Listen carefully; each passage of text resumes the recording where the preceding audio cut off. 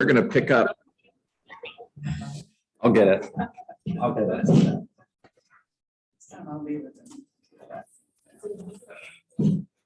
All right. Super important conversation yesterday on strategies for finding seller listings.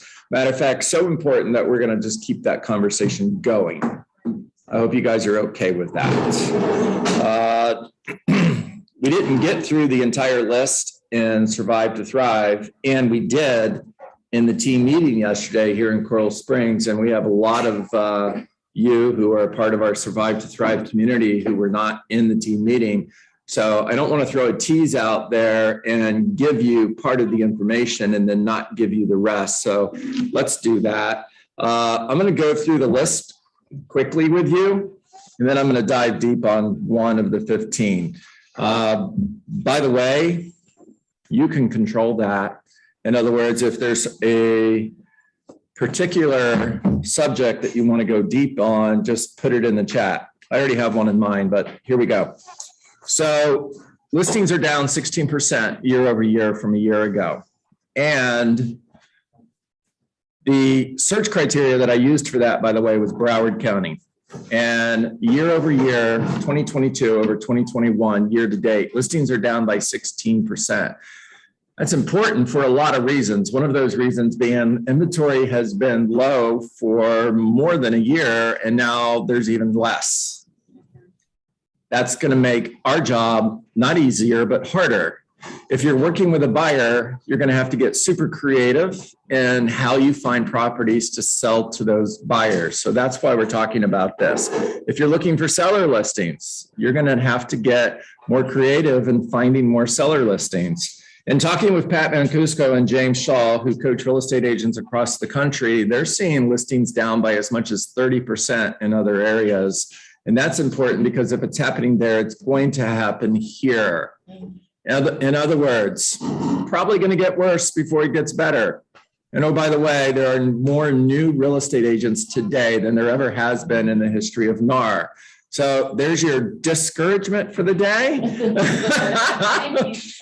You're welcome. And now let's address a skilled-based strategy for you to get your unfair share, because that's the conversation.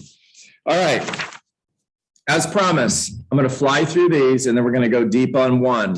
Number one, talk to producing agents. Run a list of real estate agents in your market who are selling lots of seller listings and reach out to them on a regular basis and ask them, who do you know that might be putting their home on the market? Do this in order to find properties that are going to be on the market that are not on the market yet. Number two, search for abandoned properties and absentee owners. 3, build your inventory with home builders. 4, convert for sell by owners to listings. 5, prospect expired listings. Remember, we're going to go deep on every one of these. I'm just flying through, and then we're going to pick one to go deep on today. Number 6, by the way, I got the numbers right today. Number 6, convert rental properties into listings. So look for those for rent by owners and ask them, hey, by the way, I understand you're trying to rent your home at 123 Main Street. If I had a buyer willing to pay full price, what's your make me sell price? What would you need in order to sell your home instead of renting it? Number 7, help homeowners in pre-foreclosure. Number 8, work with bankruptcy, divorce, and probate attorneys. You should have those 3 attorneys, bankruptcy, probate, and what was the third? Divorce. Bankruptcy, divorce, and probate attorneys in your database. Reach out to them, build relationships. They know people who need to sell their home. Be their source for referrals. Circle prospect. You have 3 opportunities to circle prospect every time you take a listing. When you take a listing, just listed, open house, and just sold. By the way, that's the one we're going to go deep on today. All right. Have a going live strategy for every listing taken. Don't put a house on the market today, get 20 offers tomorrow, and then celebrate that you sold it in a day. You're missing an opportunity. Be strategic. If I were in production today, every listing I took would go live in the MLS on Monday. And I would use the time prior to Monday to market that property to my database, to market that property to the community, to do a just listed circle prospecting campaign around a new listing. I would have an open house Saturday and Sunday in order to maximize the number of potential leads I'm getting before buyers start coming in to see it when it goes live on the MLS on Monday. If you're taking notes, please write this down. Every listing I get should generate 2 or 3 additional listings. Is it? And if it's not, what do you need to do? What's the one thing that you need to do in order to guarantee that every listing you get creates 2 or 3 additional listings? All right. Number 11, open houses. Number 12, 4 laws of your database. Build a database, feed it every day, communicate with it in a systematic way, and service all the leads that come your way. What's your strategy with your database in order to get more listings, in order to find more seller listings? Number 13, golden letters. Send golden letters to your database, to a community, to a condominium building, and don't do this unless you're going to follow it up with a phone call. If you're just sending the golden letters and waiting for people to call you, you will get a few phone calls. However, when you send golden letters out and you follow it up with a phone call, you're going to find more opportunity. Number 14, guaranteed listing and no hassle listings. We'll dive deep on that another day. All right, let's talk about circle prospecting. I've got 9:12, which means I have 10 minutes to go on this. And here's what I want you to do. I want you to create a 3-step process for circle prospecting. So here's what I would do. I would create a flyer that's branded me. And it's not specific to a neighborhood. It's not specific to a property. I'm going to make several thousand copies of this because I'm going to use this over and over again. And this is a flyer or a door hanger that I can either walk the community or I can pay somebody to walk the community and knock on doors or just hang these flyers on the door. Here's the message. The message is, homes are selling for top dollar. Bullet point number 1. The value of your home is probably higher today than it ever has been in history. We have buyers that are looking for great homes like yours. And who do you know that might be thinking of selling their home in the next 6 months? Now, hang that flyer on every single door. The same day that flyer goes out, send out a postcard. Same brand, your picture, your contact information. It's generic. It's not specific to the neighborhood or to a property. So you can create thousands of postcards because you're going to use the same postcard for every circle prospecting campaign. And it's the same message. Homes,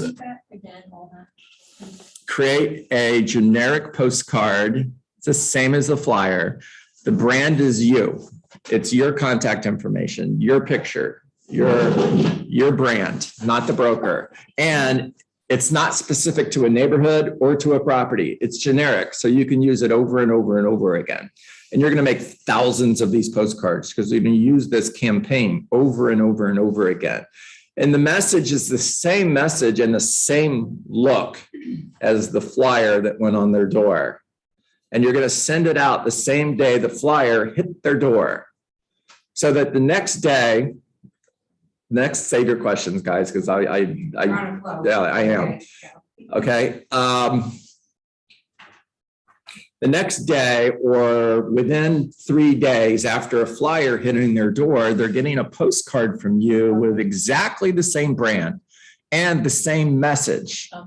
I'm getting a postcard from Millie or Nellie, and it's the same brand, it's the same message. And I'm like, this Nellie girl, she must be crushing real estate. Holy cow, look at this.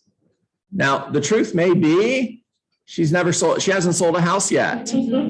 But my impression is this is a rock star. I got a flyer on my door. 3 days later, I get a postcard in the mail with the same message, the same image. I'm impressed.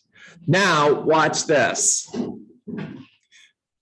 3 days after you mail the postcard. Now, I understand, right? It's the postal system today, correct? Post-COVID, it might take a year to show up at their door or in their mailbox.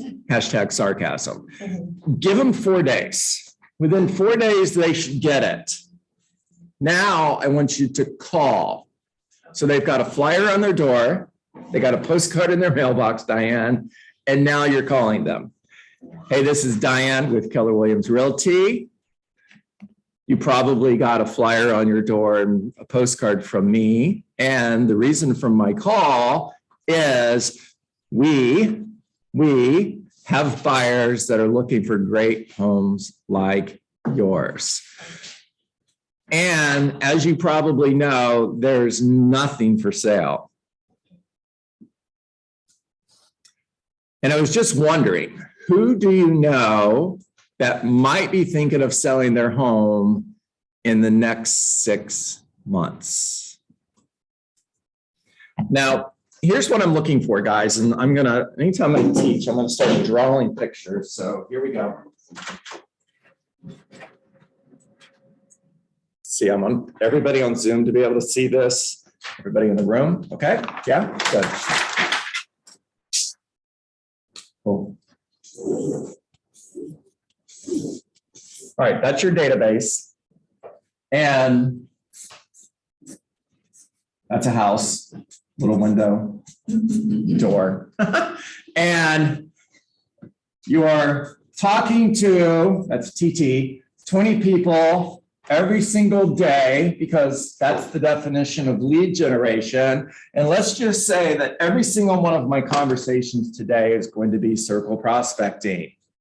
I put a flyer in their door, I mailed a postcard to their mailbox, and now I'm calling them, Gabe. Got it? And Hervé answers the phone. Hervé, John Dietz, Keller Williams Realty. You probably got a postcard from me, maybe a flyer on your door. And the reason for my call is we have buyers that are looking for great homes like yours. And as you know, there's nothing for sale.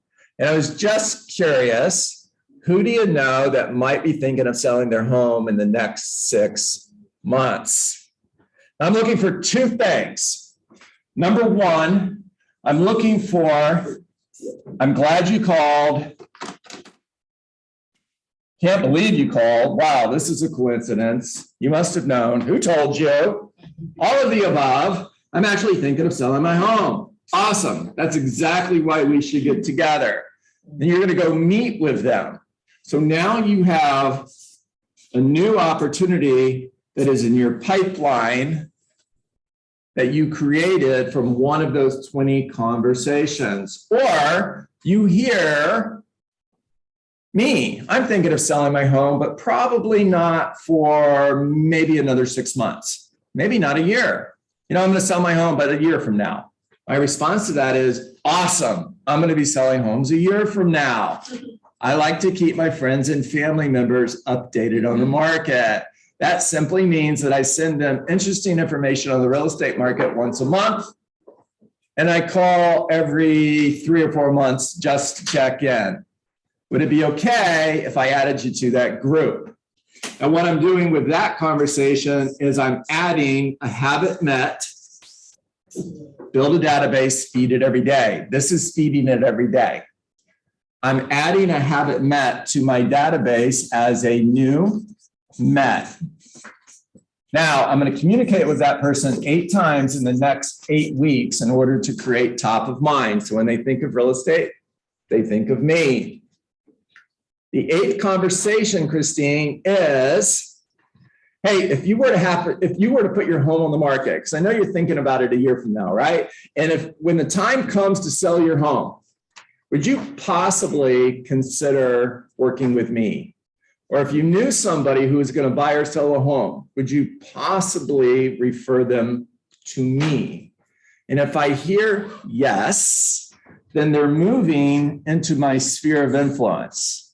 Now I'm going to communicate with them 36 times a year using a 36 touch SMART plan in order to create emotional proximity.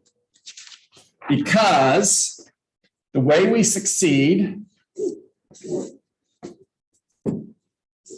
lead generation is everything to the left of this line over here. Transaction management is everything to the right of that line over there.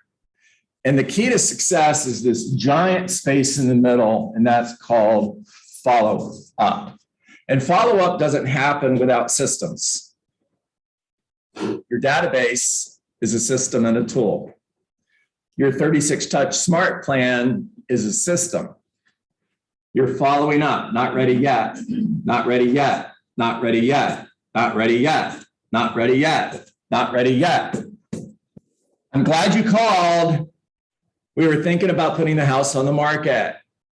Now, this might be a year from here.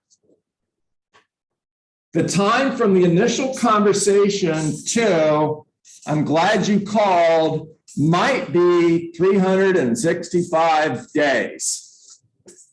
The longest for me, personal, that I followed up with someone from the first conversation to there was 3 years and 89 calls.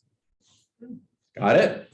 Now, because I don't pay attention to the results, I pay attention to the activities. I never got discouraged. I never thought about giving up.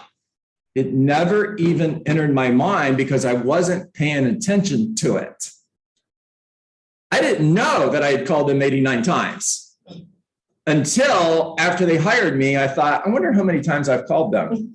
And I went back and looked and I was like, holy cow, it's been 3 years and 89 calls. I didn't even know. I didn't know they were saying no because I wasn't paying attention. The reason I wasn't paying attention is because I don't focus on the results. Sorry. I don't focus on the results. I focus on the activities. All right, now I'm at fire away. If you have a question or a comment on Zoom, please raise your hand. There's 30 of you and another 20 in the room. So we're going to go to Juanita first. We got a lot of hands up in the room, by the way. Juanita, go. So I understand the whole 36 touch. My question is, the people you're putting in there,